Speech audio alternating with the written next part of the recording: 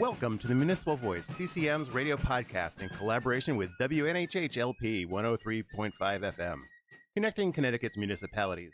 We are your source for news on the municipal level across the state of Connecticut. I'm your host, Matt Ford, and with us in studio today is CCM Executive Director Joe DeLong, and also from our training department, Brew Hickey. So welcome to the Municipal Voice. Matt, glad to be here. It's an exciting time for us. Our very first podcast. Our very first podcast. So I know that you're going to have much better, much more exciting guests than me. Well, you're going to have a better one later in Brew, certainly. That's certainly. But I think that this is going to be a great opportunity for us to really speak about some really amazing things that are going on. Not by us, it's CCM, but by our municipal our members. membership. Our membership across the state are doing some really incredible things, and we're excited to be able to talk about those things over the next weeks and months ahead. Yeah, so for the general listening audience, they probably don't know what CCM is, the Connecticut Conference of Municipalities. So I'm going to read this real quick. This is off of our website, right? So CCM is the state's largest nonpartisan organization of municipal leaders, representing the towns and cities of all sizes from all corners of the state, with 168 member municipalities. We come together for one common mission: to improve everyday life for every resident of Connecticut. We share best practices and objective research to help local leaders govern wisely. We advocate at the state level for issues affecting local taxpayers, and we pool our buying power to negotiate more cost-effective services for our communities. So that's the official version, Joe. What does CCM and our mission mean to you in your eyes? You know, one of the things, Matt, that I think that we talk about a lot as staff, and we share a lot with our membership, is that we are an extension of the staff that exists in Town Hall. Yep. That's really what we are. So, these mayors, first selectmen, boards of aldermen, councils, the various departments, they do some pretty incredible things for our communities. But most of them are small but mighty. Yes.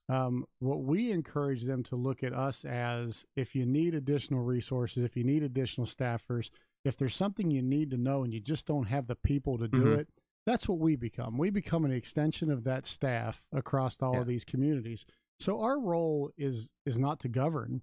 Our role is to support, support the amazing things that are going on and provide the tools and be an additional resource, whether that's a resource of information, like our research department. Our research department, which does a great deal of research for communities and really shows the best practices on all sorts of issues. They can whether call that's up within Connecticut or researching how things are done in other parts of the country and how those things may, if they were applied here, what the impact of those would be. So that's a big resource that we offer to our communities. We help them with communications. We do a lot of things within our communities with other nonprofit communities. I know just yesterday I was meeting with the mayor of East Hartford, who was very interested in the coalition to end homelessness. Yep. She's really active in that. And she said, okay, how can CCM help our community support the coalition to end homelessness? So that's really what we do. We go into these individual communities and as an extension of their staff and offer them extra help and extra support so they can serve their residents better. That's great. And I know we also have quite a few efforts in Hartford at the legislative level. You want to talk a little bit about what we do there? Yeah, it's what we really do is we bring together in a very bipartisan way municipal leaders from all across the state, representing the various different sizes of communities. Because our board is made up of mayors and first selectmen from both parties, and town from managers, all over the state. All over. And so we make sure that we have representatives in every region and every cog district and every size town, whether it's urban, suburban, rural. And we bring those people together and provide them with expert, a lot of times outside resources and data, and ask them to look at the things and develop policy recommendations that they think would most benefit collectively their communities. So what you find a lot, I think, at the State House is you find a lot of that partisan divide or people, really lining up on one side of an issue or another. We bring people together at a municipal level and they collectively come to solutions. And what's really interesting about the recommendations that our organization puts forward, very rarely do they pass out of our membership on an 80-20 vote or a 90-10 vote or even a 95-5. Almost everything that we put forward receives a unanimous vote or unanimous support of the membership. And that's refreshing in times when people are more defined by what divides them. Our organization, the people we represent, are more defined by our what membership is together. Very on the ground. They absolutely go out are. every day and they see their voters, they see their constituents, they see the residents of their town. They're not ivory tower. No, they're not hanging out in the Capitol. I mean, that needs to happen too. Sure. But on a daily basis, they are interacting, hearing the issues that voters are concerned about, and so they're going to be quicker to respond, and they're all going to have a lot of the same issues because.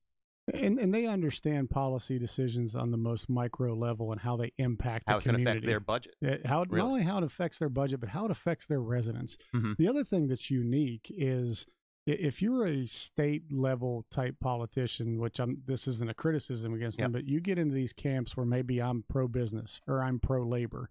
If you're a mayor or first selectman, you're representing a community. Yeah, a community is made up of business and labor and social services and all of these different entities. So they have to really represent all of those you entities answer to everyone in one umbrella. In Absolutely. your town. Yeah. Yes. And we answer to our membership. Everything we do is to answer to our membership. It's interesting. Every once in a while, I'll get asked the question, well, we don't understand why CCM took this position, or we don't understand why CCM developed this policy. And I always laugh and I always say, well, CCM didn't. The elected officials at the local level across the state on our boards, our boards committees and our membership. I mean, we meet every month with the full membership as well. Not just our boards. So we have a committee process, we have a board process, but we also have a process that brings all of our policies and positions in front of the full membership. To be voted on and blessed and debated and that sort of thing. So we don't really do anything ourselves where we're driving policy. What we do is we bring people together and give them the resources that they need so they can develop the policy positions that are right for their communities. Excellent. So one thing that's coming up for us, other than obviously this new podcast, is we have our annual convention is coming up next week. And Brew is here. Yeah. Hey, Brew. And so we're excited about going to our convention. What's going on, Brew? Yeah, so we have an awesome lineup this year. We spent months and months developing the workshops, developing our speakers, just developing an awesome agenda so that municipal leaders and municipal officials from all across the state have a worthwhile event where they can be educated, where they have time to network, where it's like a one-stop shop for them. They can meet with businesses, they can meet with other officials. So this is mayors, this is everybody? It's everybody. Anybody who is a municipal personnel of any town and city in Connecticut, an elected official, an appointed official, and the CEO, which would be the mayor, first selectman, or town manager, can come and engage in what we have. And we have just about everything for anyone. So our workshops range from talk about some of our training stuff. So our workshops there range from our budgetary issues. So Board of Finance can be there to learn how to better engage their communities through the Board of Finance, through their budgetary process. We have a specific community engagement workshop this year, which is super exciting and can reach across the board for any type of municipal personnel as they are constantly so really to help them improve communities. In their job and how they serve their communities. Yeah, we also have specific transit-oriented ones. We have trash-related ones. We have ones that can really reach just about anything. Not necessarily exciting topics for the general public, but for someone who works in the public works department for your town, they need to know how to handle these issues.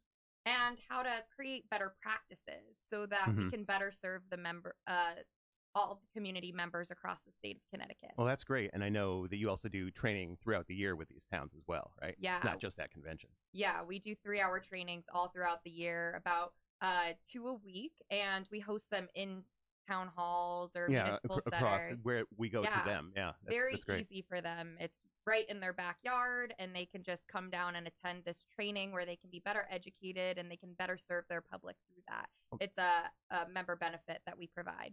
That's great. So I know at the convention, aside from workshops and training and things like that for our members, we're also going to be presenting some awards for some of our projects. And for me, one of the most exciting ones that I get to present, and there are various ones, and I don't want to downplay the great work that's done by our members that receive awards.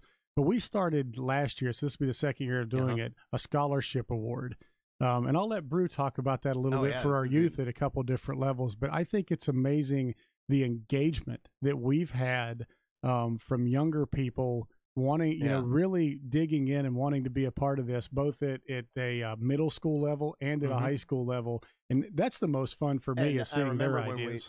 So we're talking about our lowcool.gov essay whatever contest for students, and this actually was started last year by some of our summer interns. Yes, and I don't want to steal Brew's thunder on this and let her talk about it, but I think it's, to me, it's great because the platform is any platform. Like you said, essay doesn't have to be an essay; it could be a video, it could be anything that they want, and how they want to communicate. We had drawings all across the board. They're coming in from all over the state. But I'm going to stop talking and kick this over to Brew and let her tell you a little bit about Low Cool.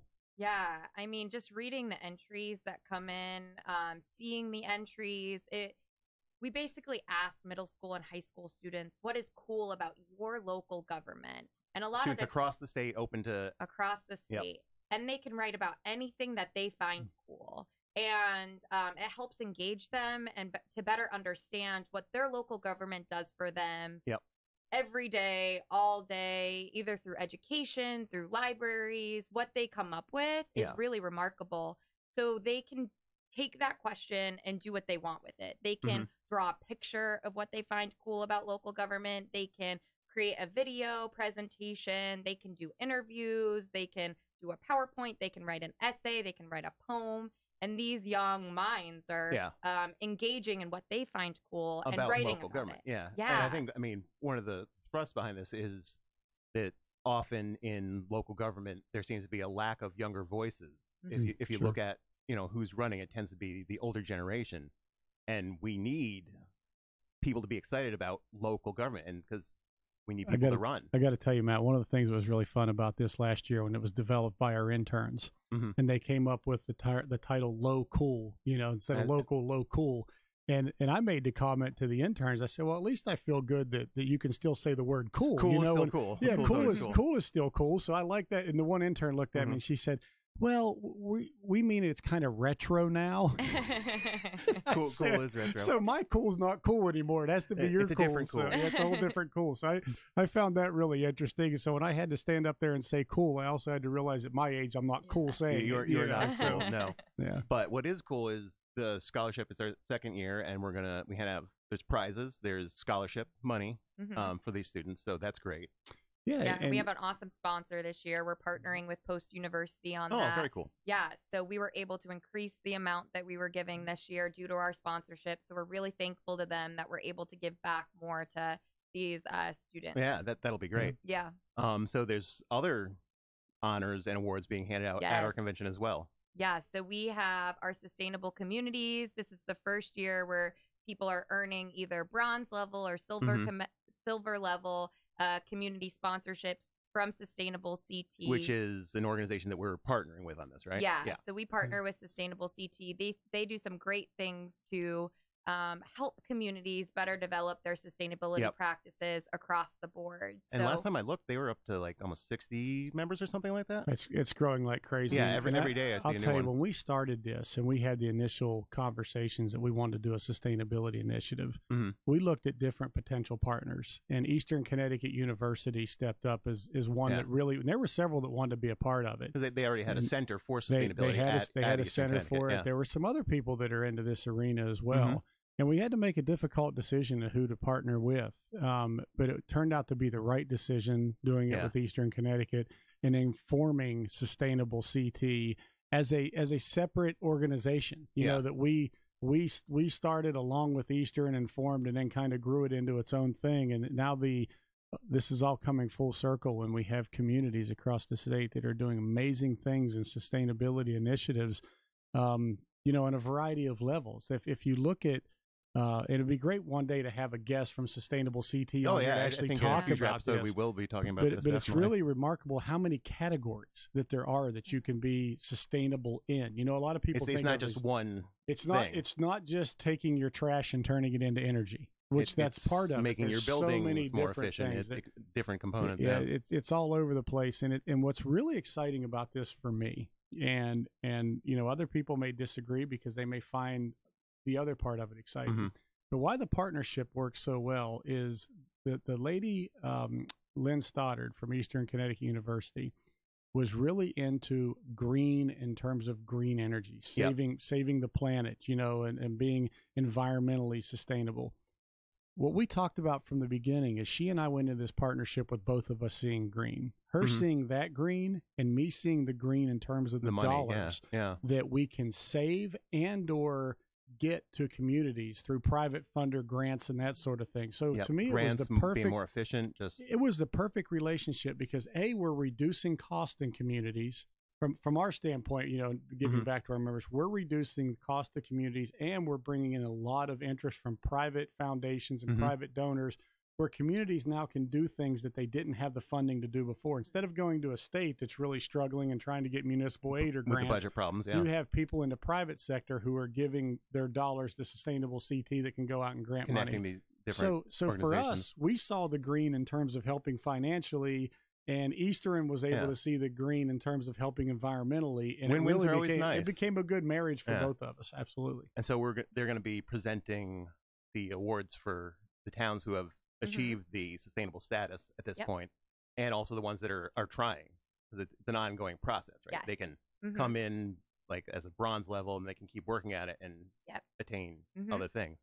That's great. And then I think we're going to have our CCMOs are going to be awarded at the convention. So just quickly, what is CCMO?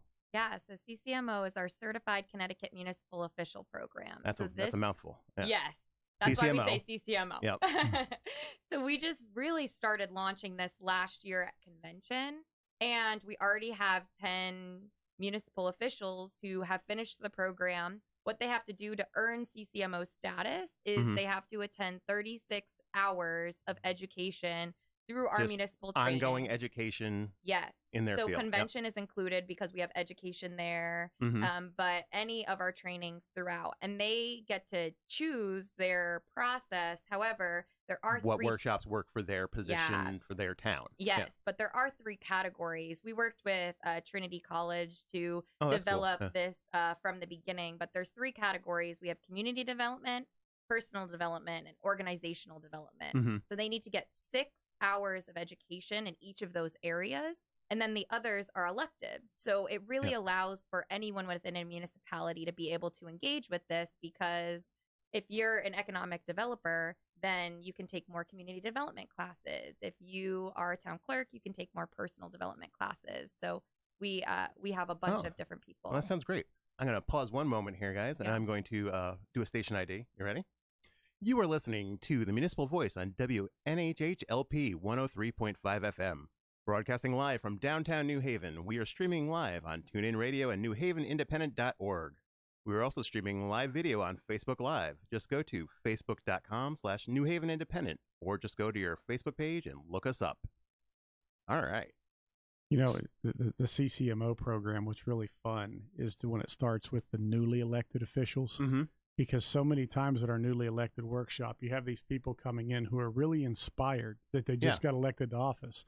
But they ran a lot of times, same reason I got into politics the first time many years ago. I was upset about something. And so you run on kind of a mission that if I get in there, I'm going to deal with this. I need to change something. I have to change this, or I don't like this policy, or I don't like the fact that this stoplight hasn't worked on my street for this many months.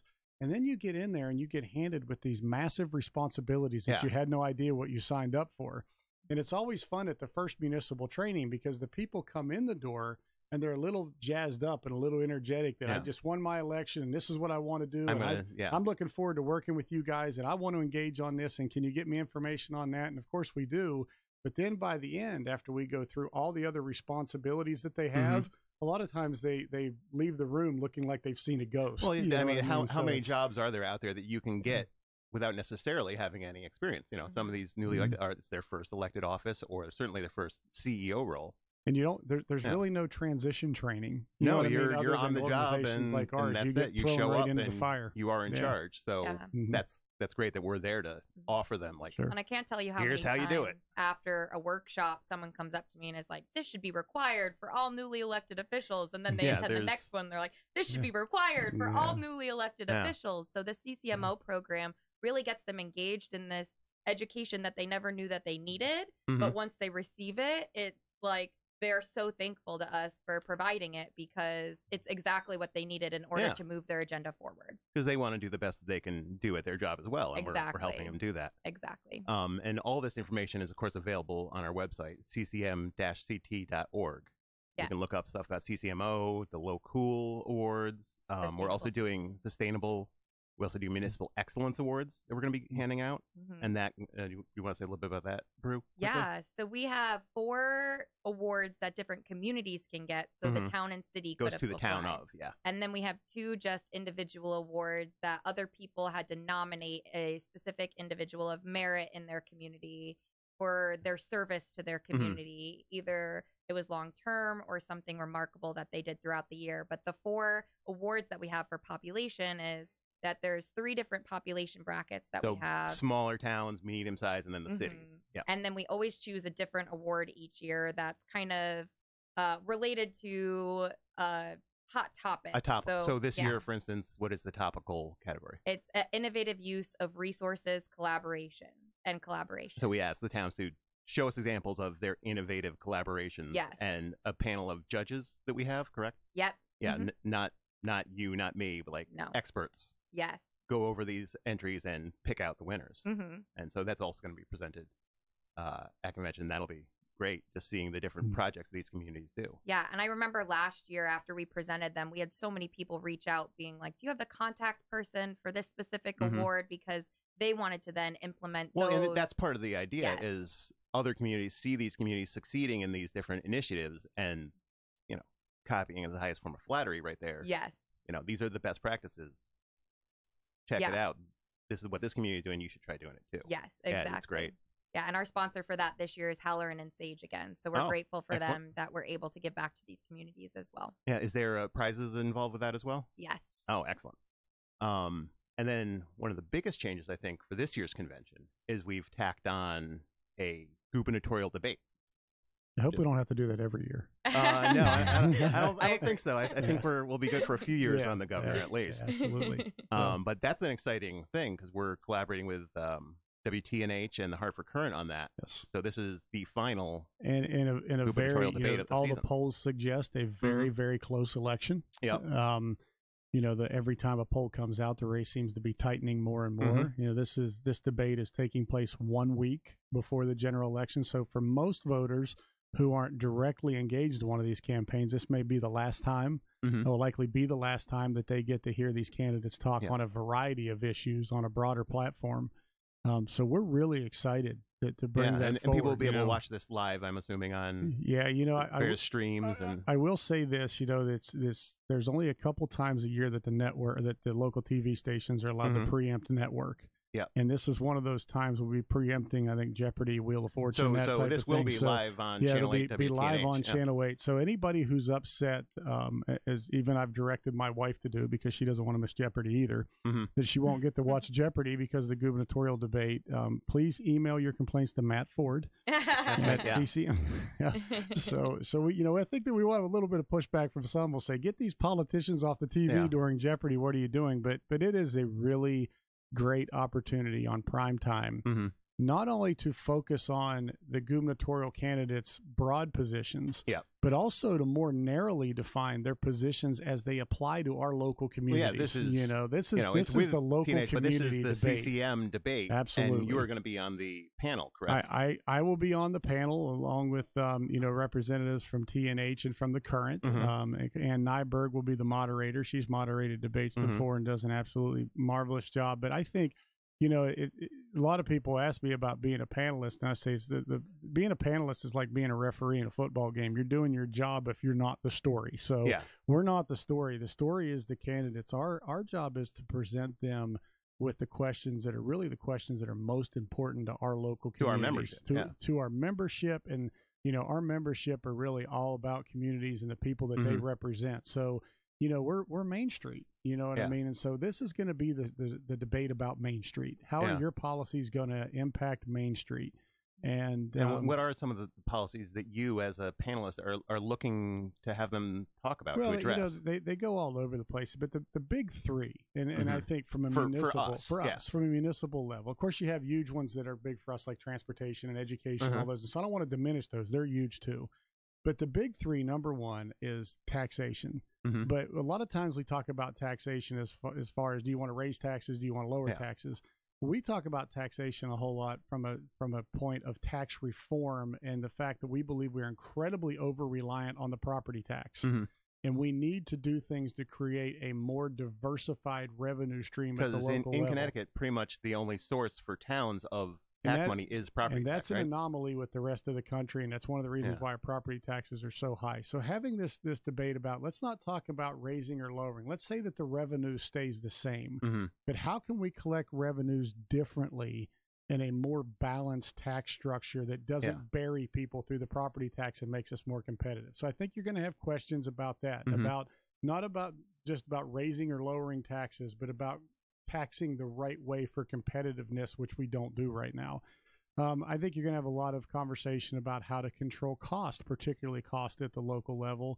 Some of that will lead into probably conversations about, regionalized services. But that's a big topic right now. But one of the things that people who talk about regionalism seem to always try to avoid is there are cities and towns, local governments all across the state that want to regionalize services, but there are state laws that put barriers in place to keep that from happening. So they can't do it if they want to. So a lot of times you'll see somebody at the state level saying almost like a thou shalt, shame on you, you should be doing this. And then when the town comes back and says, yeah, we'll do it, but you have to help us because you have to change the statute in order for us to be able to do it.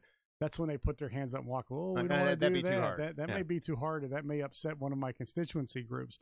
So, we really want to put some light on those types of topics and say, we can do things better. We can deliver a better service at a cheaper cost, but it's not because the municipalities don't want to. It's because there's lot of things in the way that are in the way that the General Assembly and the next governor is going to need to have the courage and the willingness to address. Are going to have to because of a lot of the debate, budget issues that we're dealing with as a state.